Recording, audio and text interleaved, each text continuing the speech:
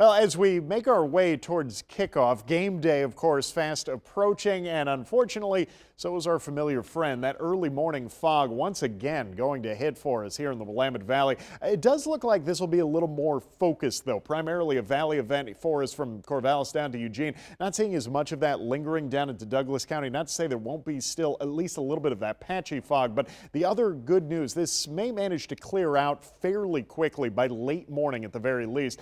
That does mean it's still going to stick with us for a while, though, well past sunrise, still seeing the impacts of that fog. But by the time we get to actual kickoff here, making our way through the noon hour, should manage to see some clearer skies moving back into town. So while it might be a little bit on the dicey side at first, I do think things are going to improve pretty nicely and should actually manage to see a little bit of sunshine trying to poke through those clouds as we head into the early afternoon. All told, not too bad here for a little bit of late November football, seeing temperatures getting into the upper 40s, the lower 50s as we make our way into the second half.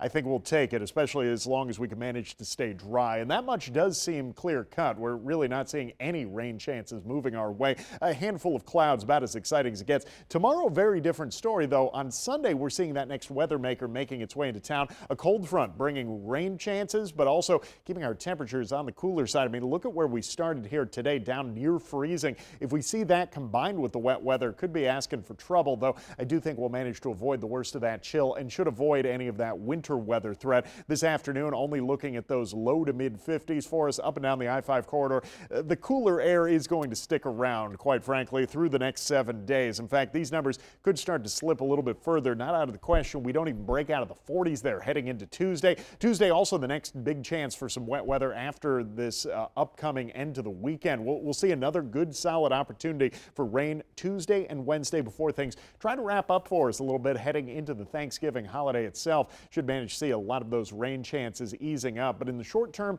not too bad once we manage to clear out the fog. Now over on the coast, we're likely not going to see as much of that fog lingering here today. Should make for a pretty nice afternoon when it's all said and done. Really one of our warmer days throughout the next 7 in this forecast. Douglas County moving back into the mid to upper 50s, even making a run at some stray 60s here or there. But I do have to say that next cold front will drop us right back down, bringing the rain back into the forecast for us on Sunday. Looking at some pretty soggy skies, especially heading into the afternoon hours tomorrow.